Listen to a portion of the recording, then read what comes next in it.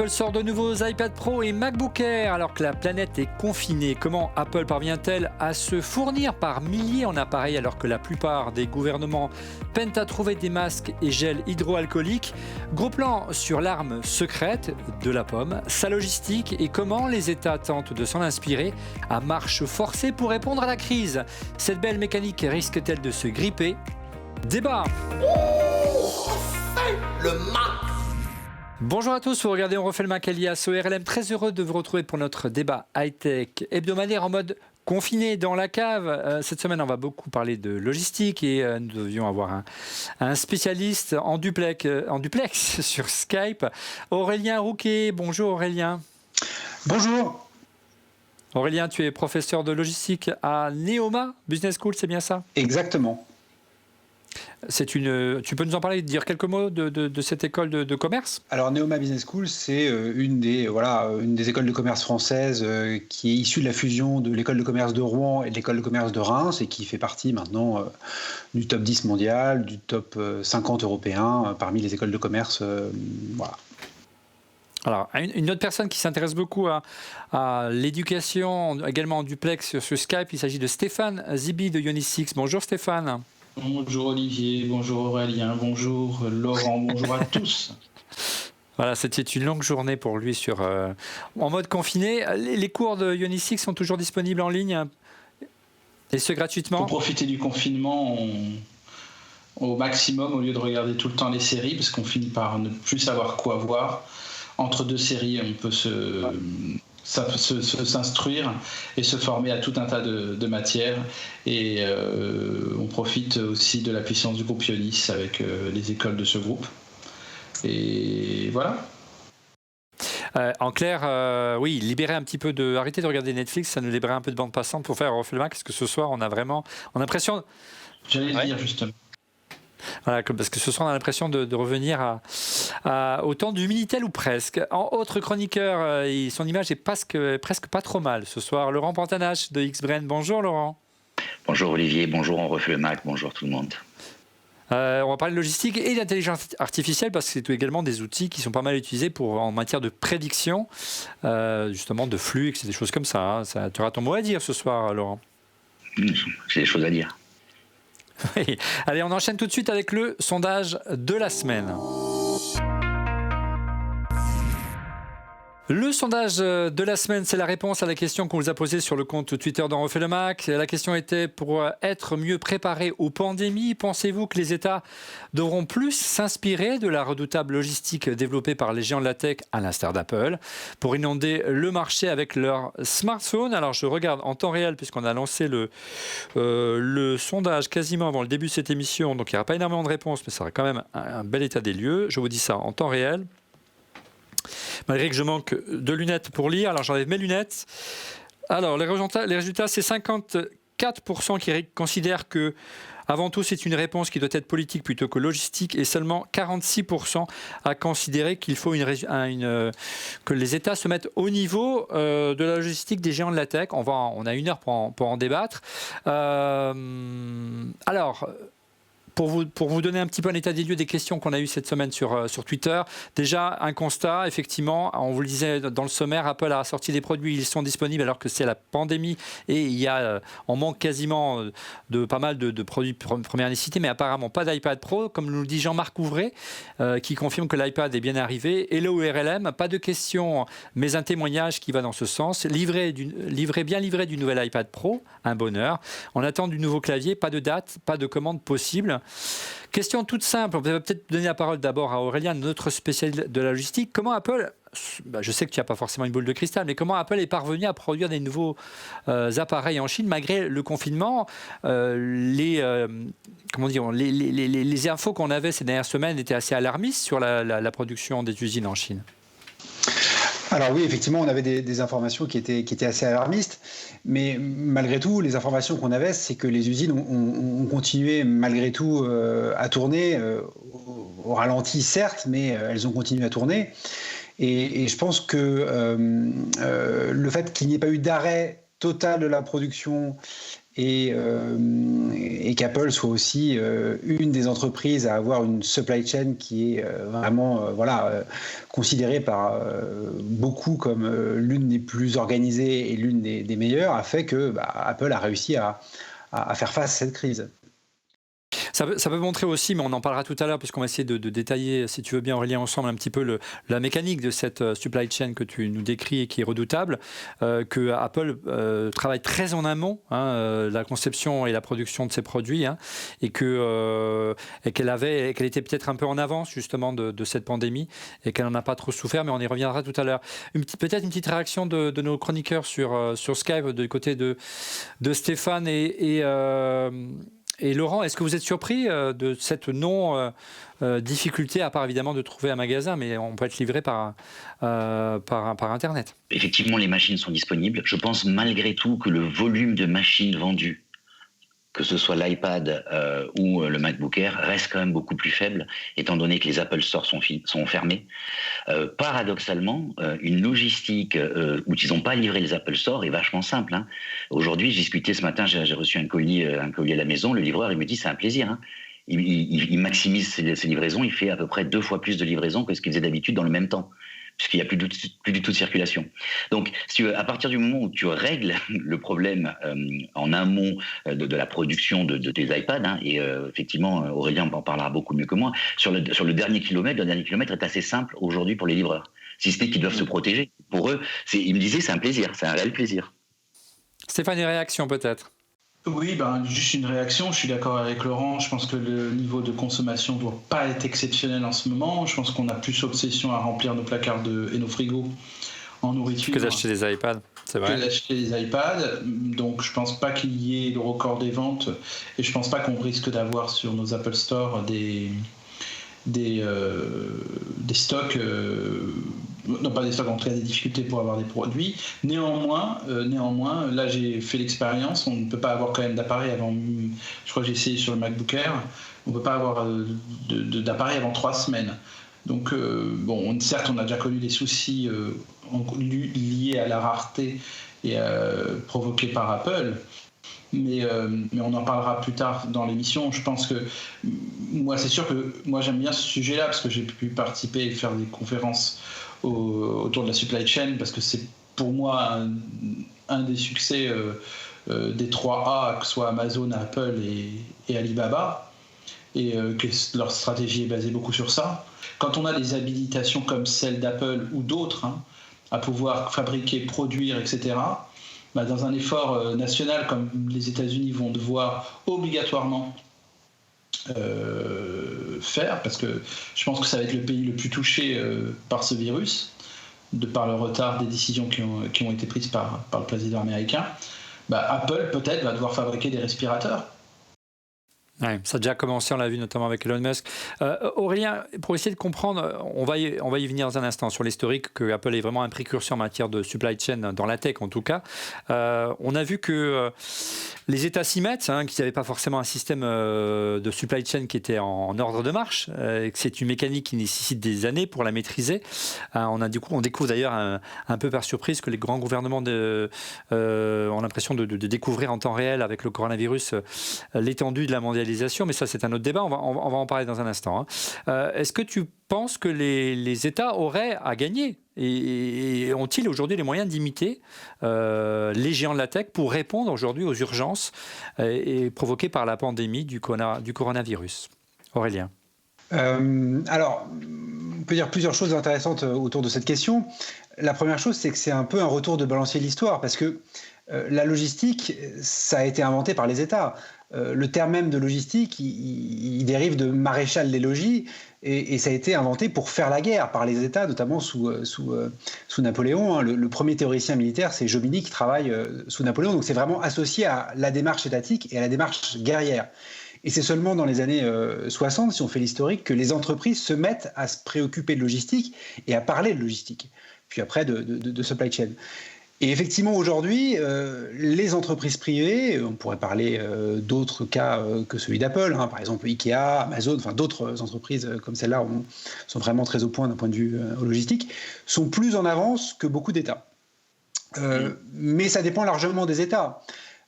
Si on prend le cas de l'Allemagne, qui est classée première par la Banque mondiale dans un indice de performance logistique des pays, leur succès économique aujourd'hui, il est aussi lié à leur organisation logistique. Si on prend la Chine, le projet des nouvelles routes de la soie n'est rien d'autre qu'un projet finalement géopolitique logistique. Donc la plupart des États n'ont pas forcément attendu la crise pour s'intéresser à la logistique et commencer à avoir des démarches assez poussées sur ce plan.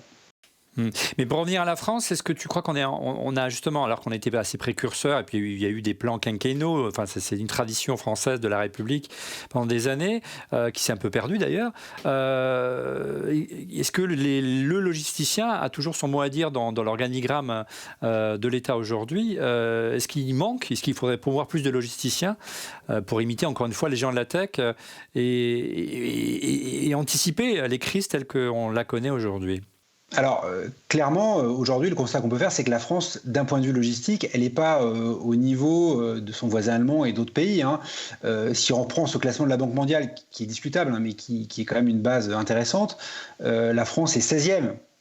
Alors qu'on est au sein du G7. Donc on est loin des grands pays sur ce plan-là.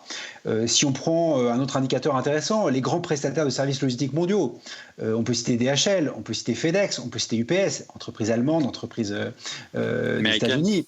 La première entreprise française, Géodis, n'est pas dans le top 10. Donc voilà, on est sur une logistique qui n'est pas vue depuis des années par l'État comme stratégique, même s'il y a des choses qui ont été faites durant les 10 dernières années. Par exemple, la France a développé pour la première fois sa stratégie, la stratégie France Logistique 2025, à la fin du quinquennat de François Hollande. Mais c'est seulement à la fin de 2019 que ça s'est traduit concrètement par quelques actions sous le gouvernement d'Édouard Philippe. Donc on voit bien que on a un retard et que, pour moi, très clairement, ce que révèle la crise du coronavirus en France et les défauts logistiques liés notamment aux masques, ça va être peut-être une chance, entre guillemets, pour la logistique, parce que tout le monde s'aperçoit que c'est essentiel.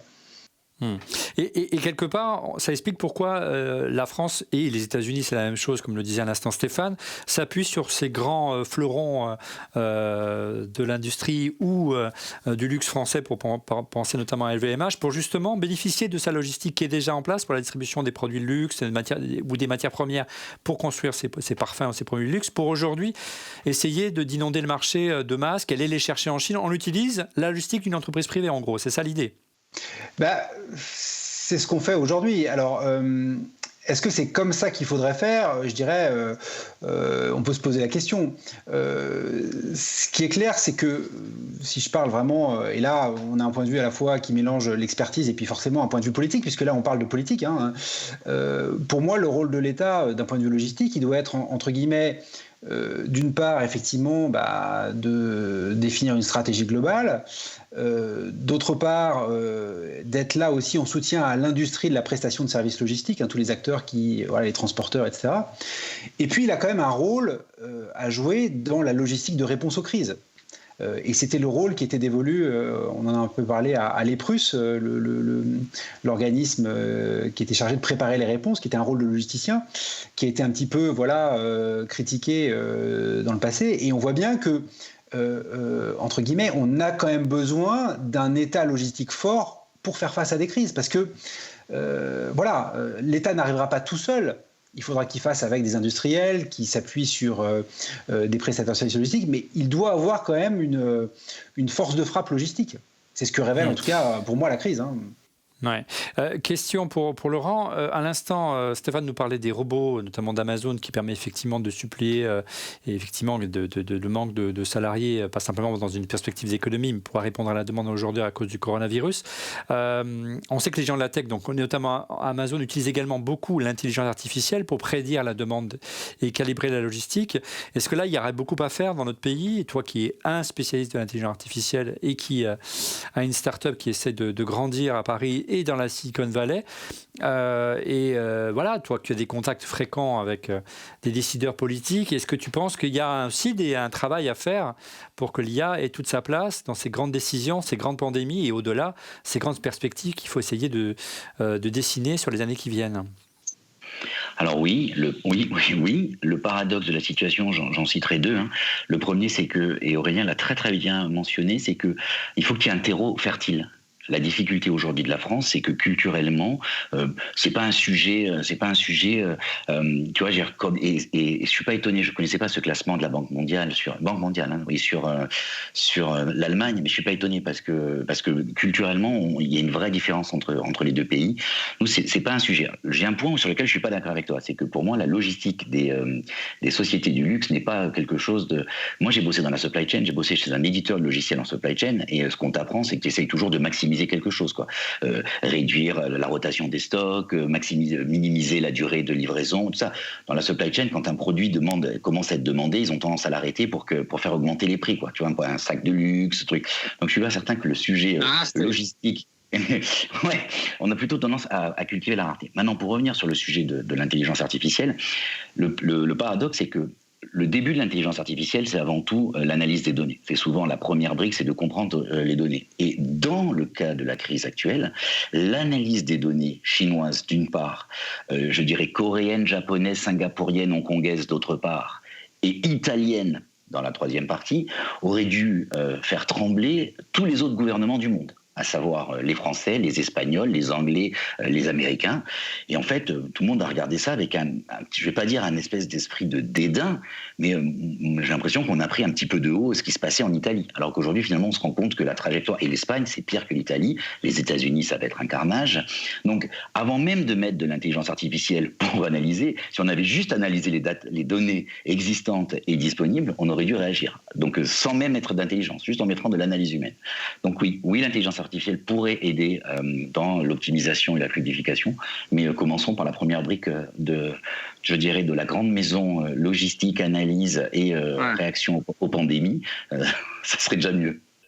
Encore faut-il que les données, notamment ceux qui ont transpiré, ou du moins du côté de la Chine, soient exactes, ces données-là. Et apparemment, il y a beaucoup à dire et on s'interroge beaucoup de ce côté-là, même si on n'a pas encore suffisamment d'informations pour porter un jugement. Mais il y a de fortes présomptions comme quoi les données qui étaient la courbe qui se dessinait en Chine n'était pas la bonne. Non, mais il y avait une forte probabilité, quoi qu'il en soit, pour que la courbe soit moins pire que la réalité. Donc si tu pars du principe qu'a priori, au regard de la culture, de communication et de la situation, ça veut dire que tu pouvais te dire que tu avais à la limite une courbe basse. C'était pas une courbe haute, c'était une courbe basse. Théoriquement, et les courbes étaient déjà quand même assez angoissantes. Pareil, c'est passionnant de suivre comment la Corée gère la situation. Alors attention, j'ai eu un petit débat aujourd'hui sur Internet suite à un de mes tweets, et j'ai un de nos auditeurs qui m'a répondu de façon très intelligente d'aller lire un podcast et que j'ai écouté cet après-midi. Et effectivement, culturellement, l'Asie n'a pas le même relationnel. Nous, on est des latins, quoi. Tu vois, Stéphane, quand on se voit, on se claque la bise avec toi, on se tape sur le ventre. Tu vois, on se touche. Les Asiatiques sont beaucoup moins tactiles, respectent plus les distances. En Corée, il y a le fameux patient 31. Jusqu'au patient 31, les 30 premiers, ils les avaient confinés. Le 31e est une femme qui est allée, alors qu'elle toussait, qu'elle avait de la fièvre, elle est allée dans des lieux de culte, dans 2 lieux de culte différents. Mais ils avaient vraiment traqué. Alors, tracé.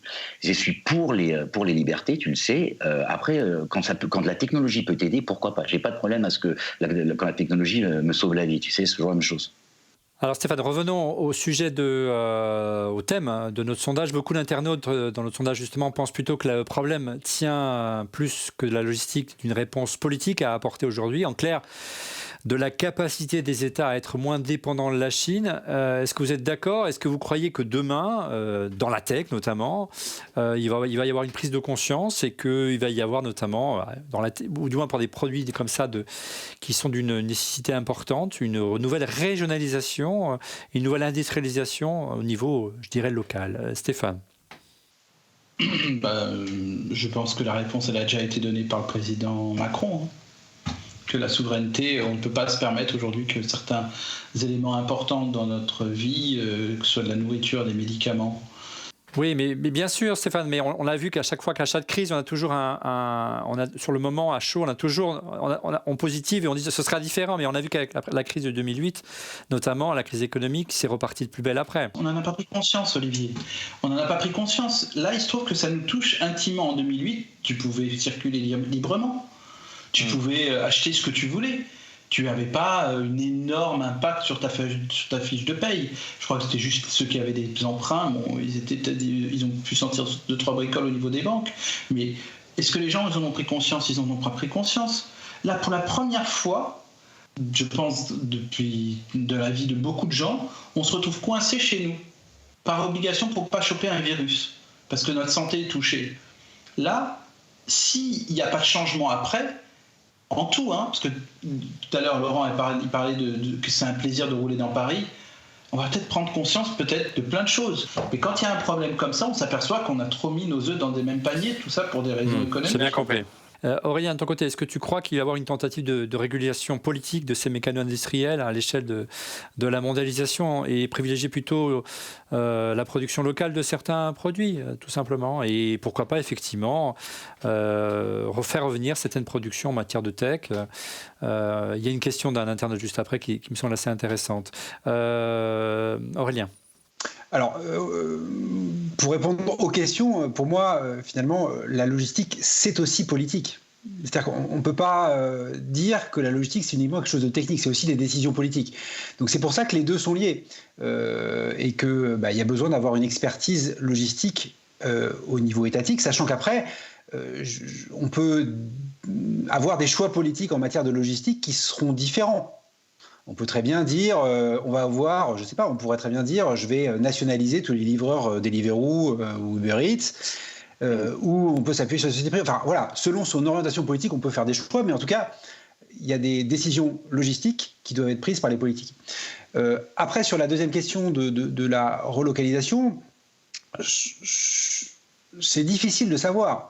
Ce qu'on peut constater, c'est qu'on est depuis des années sur une forme, entre guillemets, de libéralisme logistique. À titre personnel, on se déplace quand on est issu d'un pays occidental où on veut, et on fait venir des produits de là où on veut. Est-ce que ça va être toujours le cas dans l'avenir ? Je ne sais pas, mais en tout cas, ça ne devrait pas l'être. Ça ne devrait pas l'être parce qu'on a le réchauffement climatique qui arrive derrière et qui est quand même aussi une espèce de choses qu'on vit grâce aussi à ce confinement, quoi. C'est-à-dire qu'on a un peu le sentiment que le réchauffement climatique, il est là aussi pour nous à cause de ce confinement-là. Ah, c'est la prochaine étape. Voilà, c'est la prochaine étape. Maintenant, ça peut être assez facile de rapatrier la production de masques en France. Rapatrier la production d'un téléphone portable, c'est d'une complexité qui est quand même tout autre. Donc c'est aussi ça la question, c'est-à-dire quelle est la technicité des produits et quelles sont les compétences qu'on doit acquérir pour y parvenir. Justement, Aurélien, il y a une question d'Alan Tranouez qui justement est assez liée à ce que tu disais. Question en deux parties. La première question est Apple sur Twitter. Apple prétend qu'ils ne peuvent pas faire assembler leur iPhone en dehors de la Chine, qu'elles auraient un savoir technique particulier. C'est vrai que c'est un discours qu'on entend souvent. Et ce ne serait pas uniquement pour des raisons de coût, mais il y a une question de savoir-faire. Et quand ils cherchent à faire ailleurs, ils vont en Inde ou au Vietnam.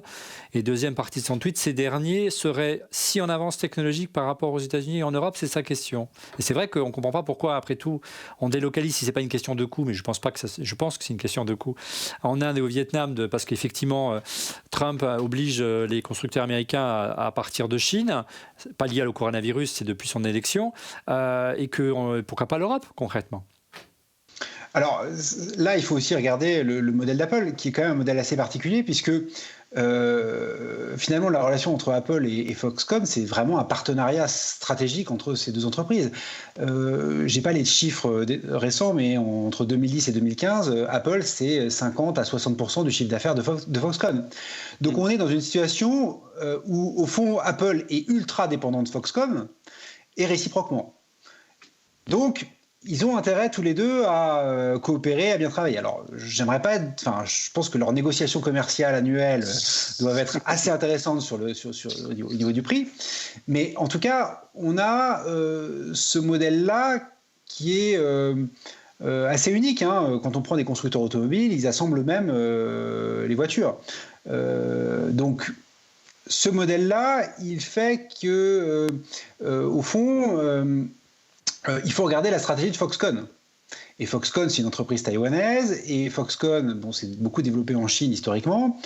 Et ce que cherche à faire Foxconn, et ça semble assez logique, c'est d'aller dans d'autres pays. Parce qu'on voit bien que la problématique, c'est que quand on est dans un seul pays, eh bien, on est face à un certain nombre de risques, comme ceux qui arrivent aujourd'hui. Bien sûr.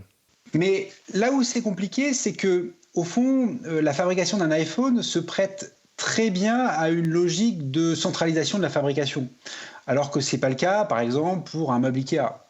Ikea, votre Billy, qui est vendue la même partout dans le monde, elle est fabriquée dans différentes usines à travers le monde. Pourquoi ? Parce que les coûts logistiques d'expédier des Billy sont très importants. Alors qu'un iPhone, on les met dans des cartons, on les met dans des conteneurs, on les envoie par avion, et le coût de l'iPhone, le coût de l'expédition fait que on a intérêt à centraliser la production, et on a intérêt à ne pas avoir beaucoup de stock et à tout expédier par avion. Donc c'est aussi ça qui explique le modèle logistique d'Apple. C'est ces facteurs liés aux produits qui sont aussi très importants à avoir en tête, quoi. Alors Aurélien, je te propose qu'on fasse un gros focus sur Apple et la logistique, l'arme secrète d'Apple aujourd'hui. La logistique, l'arme secrète d'Apple. Apple, Aurélien, est devenu un constructeur vraiment référence, du moins dans la tech, en matière de logistique, et ce assez rapidement. C'était relativement, même je dirais, un pionnier parmi les acteurs de la tech d'une maîtrise de la logistique à ce point-là, oui ? C'est le cas. En tout cas, il est présenté comme ça. Alors oui, on prend des études qui font référence comme celle du cabinet Gartner, qui classe effectivement la supply chain d'Apple comme numéro 1 très très régulièrement. Et voilà, effectivement. Et on peut aussi prendre comme exemple Tim Cook, qui effectivement à la suite de Steve Jobs est devenu le directeur d'Apple et qui s'occupait de la supply chain. Donc ce qui montre l'importance que ça a au-delà évidemment de ce qu'on voit, la conception du produit, qui est bien sûr stratégique. Ouais, c'est-à-dire qu'au-delà de la qualité intrinsèque des produits, du talent des ingénieurs ou des designers qui conçoivent ces produits, vraiment la logistique tient une place vraiment prépondérante aujourd'hui, Aurélien, dans ce succès. Il n'y a qu'à pour s'en apercevoir, se rendre compte du nombre de pays qui du jour au lendemain reçoivent une nouveauté. Alors, on le voit notamment en septembre lorsqu'il arrive un nouvel iPhone. Le dernier iPhone 11 Pro, je crois, a été disponible dans 30 pays en seulement 10 jours après son annonce. Ça demande une mécanique extrêmement bien huilée, hein. Alors oui, c'est une mécanique bien huilée qui s'appuie quand même, il faut le dire, pas uniquement sur Apple, mais sur tout un tas de gros prestataires de services logistiques mondialisés qui finalement prennent en charge aussi tout le transfert des produits entre les usines et puis les Apple Store ou les différents endroits où sont vendus les téléphones et les produits Apple, les FedEx, les UPS, qui organisent cette logistique et qui sont des spécialistes de la logistique. Donc Apple ne fait pas tout en interne d'un point de vue logistique et supply chain, mais c'est sa capacité, entre guillemets, à, au fond, coordonner tous les acteurs, à la fois les producteurs, les prestataires de services logistiques et puis les distributeurs, qui fait la force de la supply chain d'Apple. Ouais, et à tel point, tu l'as dit, Aurélien, que la personne qui a été choisie par Steve Jobs pour le succéder, c'est Tim Cook, et c'était le patron de la logistique. C'est lui qui est vraiment qui a conçu cette mécanique aujourd'hui qui fait qu'Apple est aussi efficace. C'est lui, effectivement. Il était, si mes souvenirs sont bons, effectivement, il a été nommé à ce poste-là parce que justement, Apple rencontrait un certain nombre de difficultés logistiques d'approvisionnement pour, C'était son maillon faible.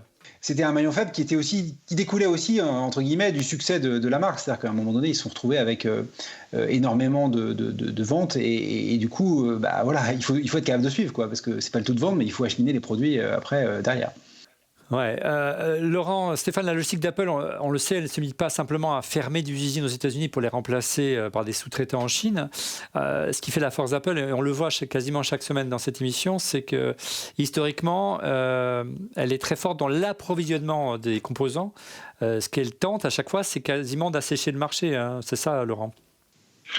Oui, ça a été une des philosophies et sous l'ère effectivement Tim Cook dans son rôle à la supply chain.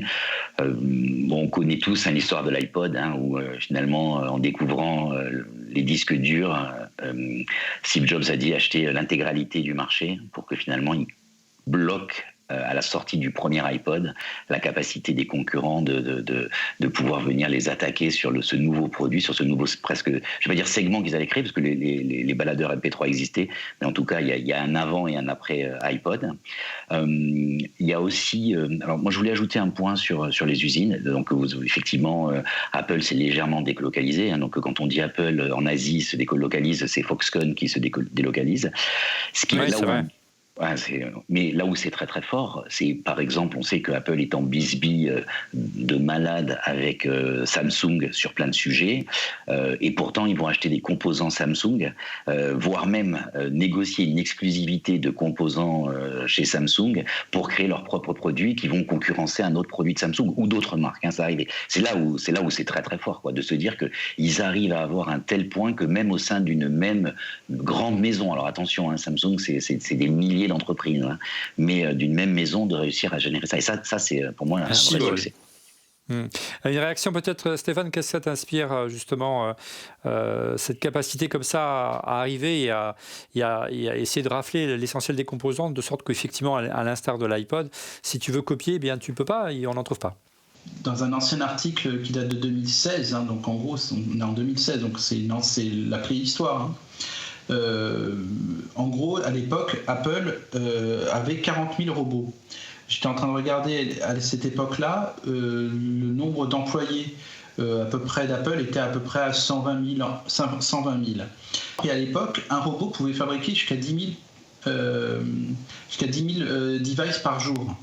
Donc, en gros, on n'était pas encore dans une usine complètement robotisée 24/24, qui allait virer même les employés, parce qu'en ce même moment, il y avait plus d'1 300 000 employés chez Foxconn. Et c'est ça aussi qui est fort, c'est que je pense que c'est la même stratégie qu'Amazon dans un certain point, parce qu'Amazon, plus il y avait de robots, plus la productivité était importante, plus il y avait d'employés derrière. Donc en gros, c'était un accélérateur. Et donc, pour moi, c'est presque la base, même la stratégie d'une société. Et comme on dit, c'est la politique d'une société. Aurélien l'a bien dit. La logistique, c'est de la politique. Pas seulement au niveau d'un pays, mais c'est la stratégie complète. Et les sociétés qui réussissent ont, pour eux, ont une supply chain qui est automatisée, processée, et c'est quasiment de l'obsession, je vais dire presque comme ça. Et au-delà, Aurélien, peut-être une réaction. On a un président qui parlait de guerre à propos du coronavirus, mais la logistique, c'est aussi une guerre entre entreprises. On l'a vu par les tentatives d'Apple d'essayer chaque concurrent d'Apple, ou Apple en lui-même, essaie d'assécher les marchés et de récolter les meilleurs composants pour lui. Ça fait froid dans le dos à l'heure du coronavirus, où chaque pays doit finalement se battre pour avoir cette fois-ci des biens essentiels. Oui, alors moi je suis convaincu, je l'ai évoqué tout à l'heure, que la logistique, ça a été d'abord conçu pour faire la guerre. Donc c'est ça l'origine de la logistique. On voit ça d'un œil extérieur comme étant des camions, des entrepôts, c'est assez opérationnel, mais en fait c'est ça qui est aussi un aspect essentiel. Sans bonne logistique, on ne peut pas mettre en œuvre sa stratégie. Donc c'est clair. La question après, c'est évidemment, est-ce que les États vont se faire une guerre logistique et jusqu'où ça va aller ? Il est clair que, si je reprends la Chine, les routes de la soie sont une logique de guerre logistique vis-à-vis du reste du monde, en tout cas de prise de pouvoir. On pourrait aussi parler de l'Europe. Tous les débats qu'il y a eu dernièrement en Europe sur les masques, les transferts de lits, etc. On voit bien qu'il y a une forme de concurrence entre les États sur le plan logistique, et que on pourrait aussi aller vers beaucoup plus de coopération. Et par exemple, si on prend le cas des stocks stratégiques pour faire une réponse à des crises sanitaires, il serait presque logique que l'Europe se dote de stocks mutualisés répartis sur toute l'Europe dans un certain nombre de plateformes pour pouvoir répondre collectivement à une menace qui est celle qu'on connaît, au sens où le coronavirus ne connaît pas de frontières, quoi. Voilà. Alors pour conclure peut-être avec Laurent, mais brièvement Laurent. Ouais. Dans les années 2001-2002, je travaillais chez un éditeur de logiciels qui s'appelait i2 Technologies et qui était le leader mondial du software dans la supply chain. Ça ne rajeunit pas, mon cher Laurent. Non, ça ne rajeunit pas. Mais par contre, ils avaient un logiciel, et je vais encore me faire traiter d'ultra-libéral, et je le regrette, mais ils avaient un logiciel qui était génial d'un point de vue mathématique pur, d'un point de vue humain et sociologique, qui était immonde. C'est un logiciel dans lequel tu mettais tous tes coûts de production, tes coûts de stockage, tes coûts de livraison, tes coûts de licenciement, tes coûts de tout. Tu mettais l'intégralité, c'était des couches, et tu mettais, et donc tu appuyais sur un bouton, et tu disais voilà combien je produis aujourd'hui, voilà où se trouve mon marché, voilà le plan de développement que j'ai pour les 10 années, 5 années, 2 années à venir.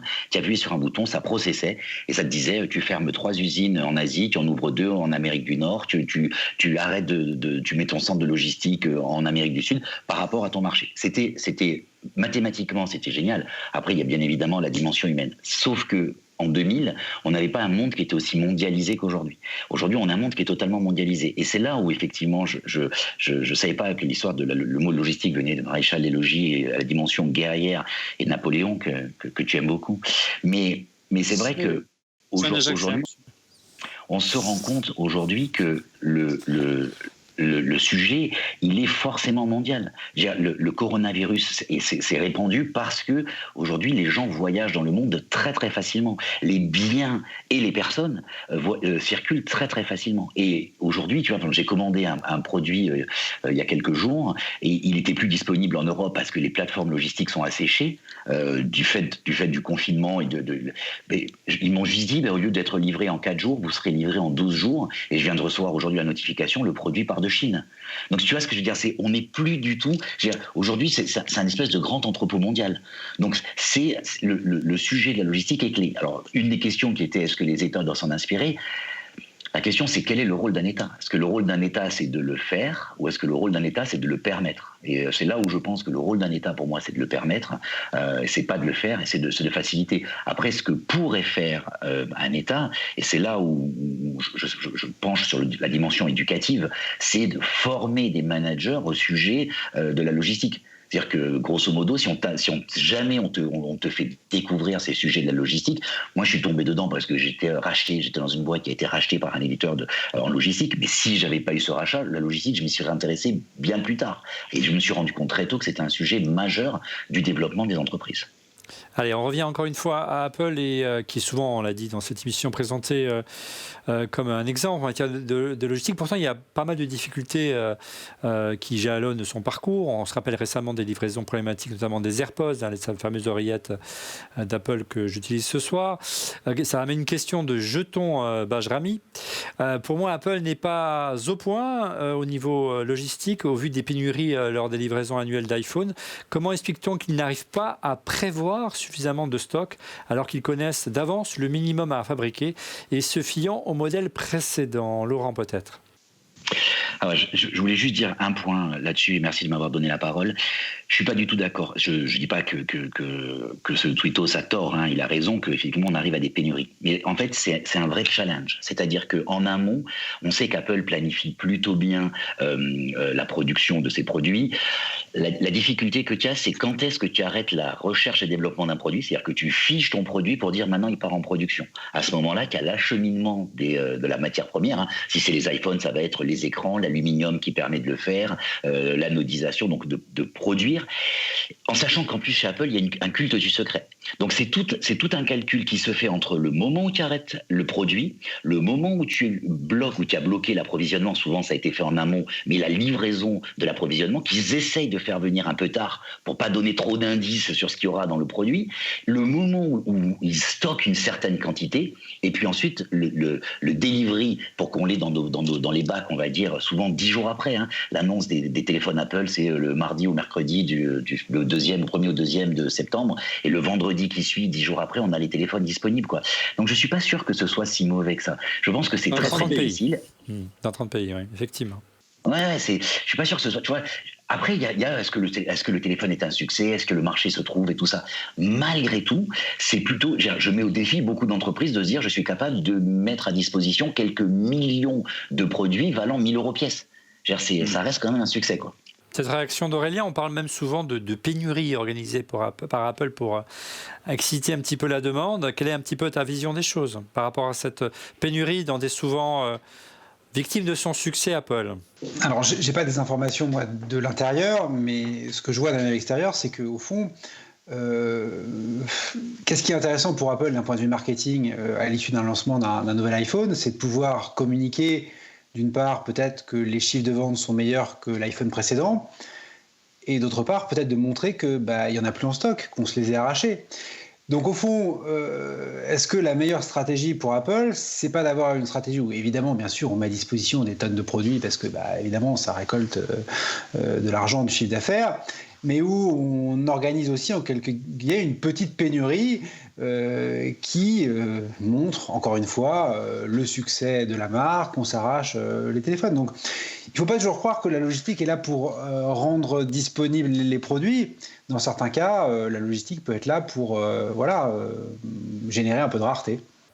Oui, on est bien d'accord. On aura l'occasion d'en reparler. On essaiera de faire une émission là-dessus, justement, sur les rumeurs, la rareté. On aura l'occasion dans des temps plus heureux, j'espère, dans quelques semaines. Allez, on a bien compris qu'à court terme, il n'y avait pas de souci pour Apple en matière de production et de logistique. Bien au contraire, c'est plutôt sur un temps plus long, dans un futur plus long, face à la pandémie de coronavirus, que se pose la question.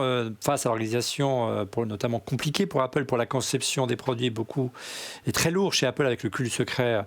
Laurent en a parlé. Alors on en parle tout de suite. Est-ce qu'Apple va pouvoir continuer sur ce même rythme dans le futur? Mais d'abord, place au busomètre. Le busomètre, les rumeurs qui ont le plus buzzé cette semaine et les infos autour de la planète Apple via le site Mac Forever en l'absence de Didier Policani. Ce soir, c'est moi qui m'y colle. Qu'est-ce qui nous a préparé Didier? Première rumeur, l'iPhone 9, le 22 avril. Effectivement, il y aurait encore une sortie qui est prévue dès la semaine prochaine. On sera, j'espère, au rendez-vous la semaine prochaine pour vous en parler. L'iPhone 9, il faut rappeler que c'est une évolution de l'iPhone 8 avec les composants de l'iPhone 11, tout simplement. Et là, ce sera encore surprenant qu'Apple arrive à produire de nouvelles machines, mais là il n'y a pas forcément un nouveau design, donc on ne casse pas, je dirais, on ne conçoit pas une nouvelle ligne de production intégralement autour de cette nouvelle machine. Deuxième rumeur, des ultrasons dans l'Apple Pencil via un brevet qui a fuité sur Internet pour détecter notamment les gestes. Voilà, ce serait une nouvelle fonctionnalité possible d'un futur Apple Pencil avec un système de détection tactile par ultrasons. À suivre donc, troisième info rumeur, l'A14, la prochaine génération de puces qui devrait être adoptée par l'iPhone 12 serait gravée à 5 nanomètres et produite dès le mois d'avril. Donc ça montre que, vous voyez, l'iPhone, on en parlera en fin d'émission, est-ce que l'iPhone 12 va être en retard? Eh bien, on commence à planifier la production dès le mois d'avril, presque 4 mois à l'avance. Quatrième rumeur, Apple complice de piraterie musicale. Alors c'est un peu complexe à comprendre. Il y a une affaire juridique assez trouble entre Apple et Adasam, une société de distribution de musique basée au Royaume-Uni, qui aurait, ils sont accusés parce qu'il y aurait une opération de piratage en matière musicale, et d'avoir profité, bien sûr financièrement, de vendre des enregistrements de pratiquement tous les artistes connus des années 1920 aux années 1960, en utilisant des noms d'emprunt sur l'iTunes Store. On va voir également, ça pourrait peser très lourd. On sait qu'Apple a quelques sous de côté, donc on ne s'inquiète pas trop pour elle, mais quand même, ça risque de faire parler d'Apple dans quelques semaines. Et enfin, dernière rumeur selon Didier, l'Apple Watch, bientôt adapté aux enfants. C'est en effet en fouinant dans le code d'iOS 14 que 9to5Mac a déniché quelques détails sur le mode enfant qui semblerait être embarqué dans WatchOS 7. Est-ce que ça veut dire que ce mode enfant serait propre à un modèle d'Apple Watch pour les enfants? On a une réponse dès le mois de septembre, s'il n'y a pas trop de retard, évidemment, autour de la sortie des nouveaux produits et de la pandémie du coronavirus. Retour sur Apple donc, et la logistique, et notamment cette fois, comment cette fois elle va pouvoir non seulement lancer la production, mais continuer à concevoir des produits en ces temps de confinement, c'est-à-dire à la maison, bien sûr. Comment Apple travaille à la maison, c'est le titre d'un article de The Information publié cette semaine qui détaille comment Apple s'adapte au confinement suite à la pandémie. Alors Laurent nous en a parlé, c'est assez compliqué pour Apple puisqu'avec le cul du secret, on le sait qu'il tient une place centrale dans l'organisation d'Apple et le confinement oblige à revoir tout son logiciel et ça favorise pas forcément le télétravail, Laurent, le culte du secret. Non, ça ne facilite pas. On sait que les équipes Apple, en plus, ont une tendance et surtout les équipes autour des produits, ont une tendance à se regrouper, même au sein de parties du bâtiment Apple à Cupertino qui sont sécurisées. Donc, normalement, les produits ne sortent pas. Hein. On se rappelle tous de l'épisode d'iPhone 4, même si pour moi, l'épisode est volontaire. Oublié dans un bar, c'est ça? Oui, oublié dans un bar. Bon, tout à l'heure, Aurélien le mentionnait en disant ils assoiffent un peu le marché parce que ça fait parler d'eux. Je ne suis pas certain qu'à ce moment-là, ce n'était pas aussi une façon de... J'en sais rien. Mais oui, donc du coup, c'est assez compliqué. Et du coup, il n'y a rien qui est mis en place chez Apple, y compris pour collaborer. J'ai appelé un collègue qui est chez Apple et qui m'a dit, tu vois, il n'y a pas de... Seules quelques équipes ont des VPN, des machins. C'est plutôt, on a un super bâtiment où les gens viennent se retrouver, où les gens viennent travailler, où il y a un lieu de travail. C'est pas du tout une entreprise orientée home office, du tout. Ouais, et surtout, ils essaient de faire privilégier, d'après The Information, plutôt des outils maison, hein, FaceTime et iCloud Drive, dans lesquels ils pourraient effectivement vérifier qu'il y a une totale intégrité des données, qu'évidemment, elles ne soient pas aspirées par d'éventuels concurrents. Par contre, tu le disais, pour ceux qui travaillent pour le matériel, c'est beaucoup plus compliqué. Monsieur X, qui n'est pas là ce soir, parce qu'il est... Pour lui aussi, c'est une période de crise, puisqu'il travaille dans les télécoms, me racontait qu'il était l'un des rares du temps où il était au sein d'Apple Europe à accéder aux prototypes avant leur sortie. C'était une procédure extrêmement encadrée et il avait notamment interdiction de sortir les produits du bunker d'Apple Europe. Il aura l'occasion de raconter notamment une aventure autour d'un iPod qui a fait le tour du monde, mais ce n'est pas l'objet de ce soir. On sait pourtant que la firme laisse circuler. Oui, vas-y Laurent. Il y a une très belle histoire que tu as racontée dans un précédent On refait le Mac, hein, sur la destruction des matériels Apple à la fermeture du bunker d'Apple qui était dans le sud de Paris, hein, de mémoire, et où ils ont plutôt préféré détruire des prototypes plutôt que de les rendre visibles, quoi.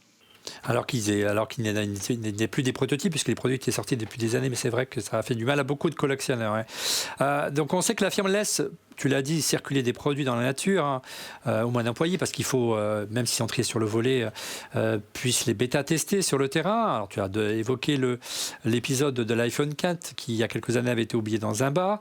Moi je ne crois pas que ce soit volontaire, crois-moi, c'était plutôt un accident. Mais passons, parce que c'était tellement énorme à l'époque que ça faisait vraiment pas les affaires d'Apple. Bref, et plus récemment, selon Bloomberg, Apple aurait ainsi renié ses plus hauts principes en laissant ses propres employés ramener des prototypes de matériel à la maison pour pouvoir les tester. Par contre, ce serait plus compliqué au jour le jour, Aurélien, pour suivre la mise en place de la production, de la conception avec les usines en Chine. Et selon toujours The Information, le site, eh bien, il faudrait faire à longueur de journée des vidéoconférences, envoi de photos pour vérifier que les directives ont bien été suivies, puisque les responsables d'Apple ne peuvent plus se rendre en Chine pour contrôler sur le terrain. Voilà. Et ils auraient même été jusqu'à adopter un système de mode décalé pour s'adapter au décalage horaire de la Chine et être en phase, un peu comme les 3.8 dans le secteur automobile, toujours être en phase avec l'outil de production. Et il y a un risque là, Aurélien, quand on prend de la distance comme ça et qu'on est obligé finalement, on n'a plus ce contrôle qualité qui est propre à Apple, et laisser plus de liberté à ses fournisseurs de composants et ses intégrateurs, c'est qu'il y ait un défaut mineur qui retarde la production, voire pire, entacherait la réputation de la marque, Aurélien. Alors oui, effectivement, c'est le problème de la situation, c'est que cette situation de coronavirus et de confinement nous rappelle que, bien sûr, on a le digital, mais que voilà, il faut aussi pouvoir se réunir, se voir, et dans des lieux adaptés. Et là, Apple est confronté à une situation où, effectivement, ils ne peuvent plus faire comme avant. Et donc, ils sont obligés un petit peu d'inventer, à mon avis, des plans B pour, effectivement, malgré tout, continuer à finir le développement de leurs produits, à tester les prototypes. Et toute la difficulté pour eux, ça va être de faire en sorte, effectivement, que le produit développé soit d'une qualité irréprochable comme auparavant et qu'il n'ait pas de bug, parce qu'évidemment, c'est ça qu'il s'agit d'éviter. C'est là où on doit faire un arbitrage d'un point de vue opérationnel. Il y a l'arbitrage avec la qualité et l'arbitrage avec le temps. Et c'est, entre guillemets, gagner la course contre la montre sans impacter la qualité du produit. C'est ça qu'ils doivent réussir à faire, et tout en évitant, et on l'a bien compris, la divulgation d'informations autour des nouveaux produits, parce que effectivement, ces informations sont stratégiques. Donc c'est quand même quelque chose qui est loin d'être simple dans une situation de télétravail généralisé. Ouais, et on a vu, Stéphane, que effectivement, je ne sais pas si tu as lu l'article de The Information qui affirme que les employés ont désormais plus accès au labo, donc les labos de prototypage. Tu étais là avec moi lorsqu'on a fait l'émission avec Jean-Louis Fréchin, le designer, qui nous expliquait que la force d'Apple, c'est justement d'avoir des solutions de prototypage extrêmement avancées. C'est presque de la pré-industrialisation. Donc on peut quasiment sortir le produit fini depuis les labos. Là, ça risque vraiment de poser des problèmes à Apple dans les mois qui viennent. Peut-être, mais bon, de toute façon, dans cette logique, on sera le prochain chapitre par rapport au prochain produit qu'on attendra pour la rentrée. Mais il faut vraiment être un grand voyant et un très grand visionnaire pour savoir comment les choses vont se passer exactement. Si les téléphones, tous les produits qui sont attendus d'ici la fin de l'année vont être livrés en temps et en heure, vont être produits en quantité suffisante. Je crois que Laurent voulait dire un petit mot juste après Aurélien. Ouais, Laurent. Oui, je voulais juste rajouter. Oui, je reviens juste un petit peu en arrière, mais il faut pas oublier que Apple dépense 150 millions de dollars chez United Airlines tous les ans. 25% de ces 150 millions de dollars sont utilisés sur la ligne San Francisco-Shanghai, et que chaque jour, ils achetaient 50 places de business chaque jour qui existait entre San Francisco et Shanghai. C'est-à-dire sur chaque vol, pour pouvoir être tranquille en business, pour pouvoir voyager confiné et entretenir le secret, pouvoir travailler sur cette destination. Donc t'imagines l'impact que ça a aujourd'hui, le fait de ne plus pouvoir aller en Chine, de ne plus pouvoir quitter les États-Unis quand même. 5 places par jour entre San Francisco et Shanghai. Ouais, encore une fois, selon le site de The Information, il n'y aurait pas à ce jour, malgré la relative improvisation, mais comme beaucoup d'entreprises, j'imagine, pour promouvoir le télétravail, comme nous l'expliquait Aurélien à l'instant, il n'y aurait pas encore signe de ralentissement en matière d'objectifs de vente et aussi de rendre disponibles des produits. Encore une fois, l'enjeu, pour rappel, est sur le plus long terme, c'est la rentrée, l'arrivée de l'iPhone 12. Est-ce que la mécanique bien huilée d'Apple risque de se gripper? On en parle, sans jeu de mots, dans ce prochain chapitre. Alors l'iPhone 12 va-t-il être reporté? Apple va-t-elle pouvoir sortir en septembre prochain l'iPhone 12? Surtout qu'il devrait proposer cette fois non pas un téléphone avec juste quelques mises à jour comme les 3 dernières générations d'iPhone 10, 10S et 11. Là, c'est un tout nouveau design qu'on attend. Donc c'est tout un nouveau process d'industrialisation, de contrôle qualité qui va être mis en œuvre. Pour autant, je ne sais pas qui veut prendre la parole, Aurélien ou Laurent, ce ne sera pas la première fois qu'Apple est en retard. C'est arrivé il y a pas plus tard qu'il y a 2 ans. C'est vrai. Après, la situation aujourd'hui est qu'en Chine, les usines repartent. Donc, ce que je pense qu'Apple est en train d'espérer, c'est que on sorte du confinement et que la crise ne soit pas trop violente économiquement parlant pour qu'il y ait un redémarrage. Mais le risque serait qu'ils arrivent à produire les iPhones avec les usines qui fonctionnent en Chine et que le marché soit broken, cassé économiquement, et que derrière les gens ils pensent à autre chose qu'à acheter un nouveau téléphone. Quand on voit comment Apple a réussi à produire ses iPad Pro et ses MacBook Air malgré le coronavirus, on peut penser que ce qui est prévu en septembre est déjà prêt en matière de prototypage, Aurélien, et qu'il travaille très très en amont. Alors moi j'ai pas d'informations de l'intérieur, mais c'est sûr que de toute façon les prototypages interviennent en amont. Mais je suis assez d'accord avec Laurent. Au fond, il y a 2 questions. Il y a la question est-ce qu'on peut le faire, et d'un point de vue logistique et supply chain, et puis il y a la question entre guillemets marketing liée au marché, à la demande. Aujourd'hui, qui peut dire ce que sera la situation économique en septembre dans le monde?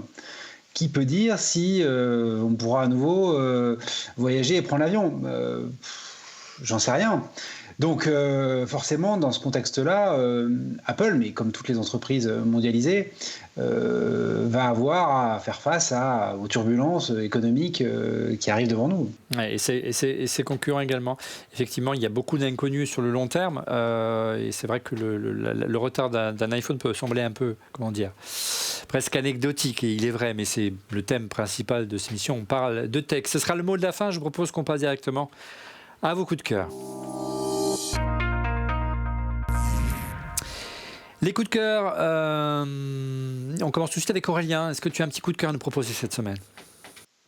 Alors moi j'ai un coup de cœur, je pense, qui va être le coup de cœur peut-être de tous les enseignants en école de commerce, comme moi je le suis à Neoma Business School, puisque là effectivement depuis quelques semaines on est passé en cours par Zoom, et moi j'ai découvert cet outil à cette occasion.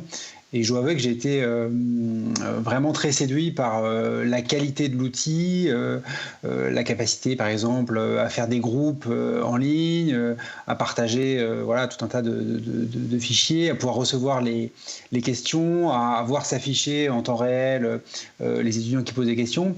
Et c'est vrai que, bien sûr, c'est un outil qui est différent de la pédagogie physique. Au fond, on constate qu'il y avait des outils qui existaient, qu'on aurait pu plus les utiliser, et au fond, d'être obligé de les utiliser maintenant, c'est aussi quelque chose qui est une opportunité pédagogique, parce que bien sûr, l'enjeu pour nous en tant que pédagogue, c'est d'être capable de reconfigurer totalement son cours, parce que évidemment, il va être différent d'un cours classique et physique.